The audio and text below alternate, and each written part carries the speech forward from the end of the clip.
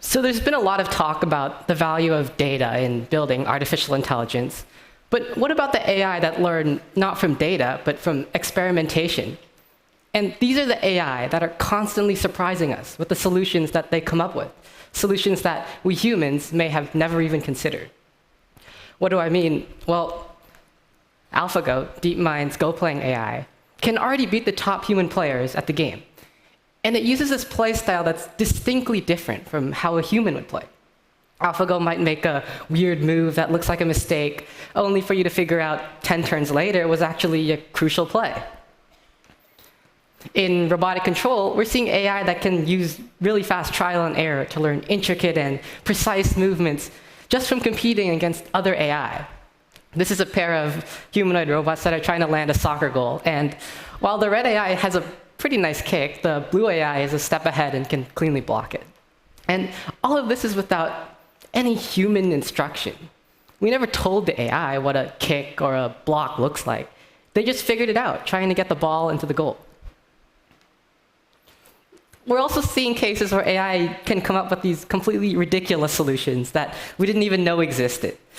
This is an AI that's being trained to play Qbert, an Atari game, and it actually finds a bug here that gives it basically an infinite amount of points. So that counts as a win, right?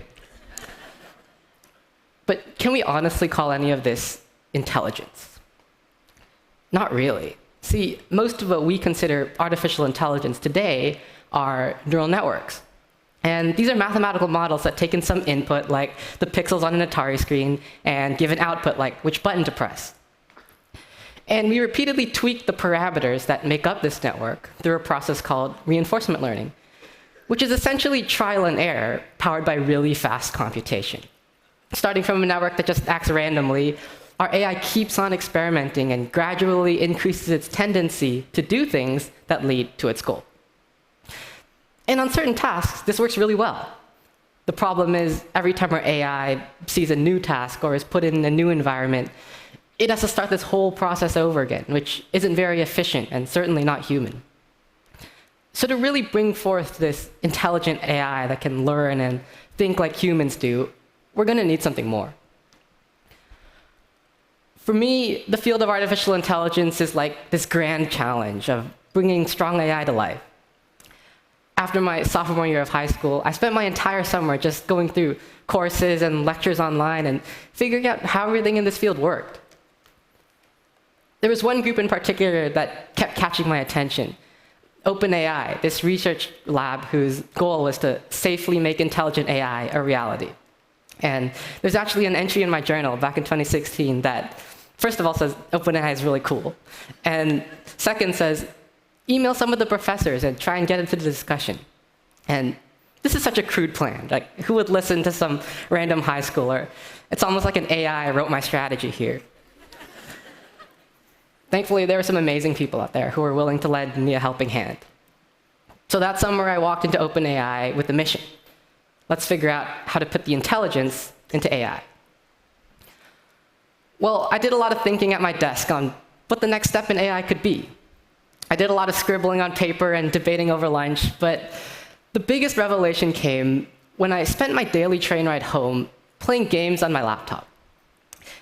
And I kept thinking to myself, how am I playing these games? I mean, some of these games were completely new to me, but after a few minutes, I could learn to play them pretty well. So what's setting me apart from your typical AI, which could spend hours before learning how to win, even with this super fast computation? I think the key here is that, compared to AI, humans don't have to learn as much. A trial and error AI treats every problem as a brand new task and has to learn everything from square one. But humans never learn things completely from scratch. We always make use of some general knowledge to jumpstart our learning process. For example, let's pretend we were trying to clear this Mario level. Immediately, we can make use of our past experience with games. Even if you've never played Mario, you can recognize that, in general, the player is the one character that stands out. And you can recognize that, in general, the big flag is the goal. But an AI can't do this. An AI would have to spend lots of trial and error just figuring out where the player is or what the objective is before it can even begin to solve the level. as humans, we also make use of our general knowledge to break down problems like these. If I asked you to describe how do you plan to get Mario to the flag, you'd say something like, I jump over the blocks and then I walk to the right. But an AI can't do this either, because an AI has no concept of walking or jumping, so it has to spend all the time to learn these skills and then spend even more time figuring out how to piece these skills together to reach the flag. So all of this trial and error can take a really long time. With the rise of fast computation, artificial intelligence can beat humans at a lot of specialized tasks. But in terms of general problem solving, we're still in the lead.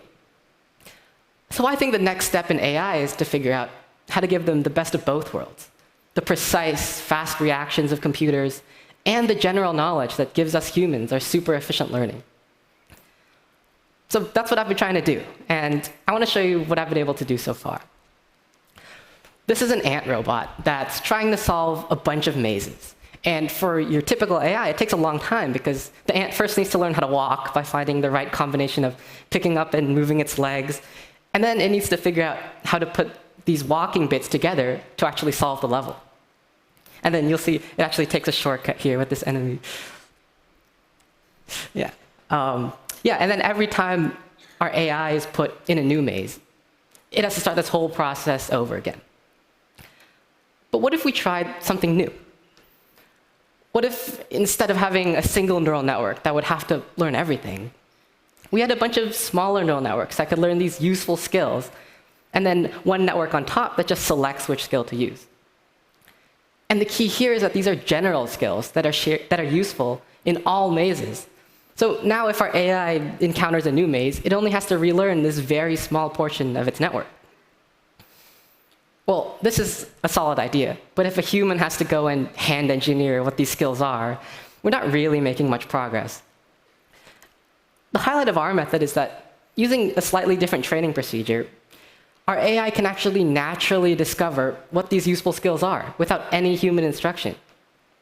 In this case, our AI learns how to walk in these 3 different directions. So now, when our AI encounters a new maze, it already knows how to move around. It just has to figure out which direction the goal is in, which is a lot easier than having to relearn physics every time you want to do something new. Essentially, we now have this AI that not only takes advantage of general knowledge to solve its problems faster, but it actually develops this general knowledge on its own. And this is exciting, but it's just the start. Instead of teaching our AI the skills to solve mazes, what if we taught them the skills to cook a breakfast menu or paint a picture, or even the skills to live a human life? Gradually, our AI are becoming faster, more efficient, and most importantly, smarter. And with every step we take, we're that much closer to the day that we can proudly call our computers intelligent. Thank you.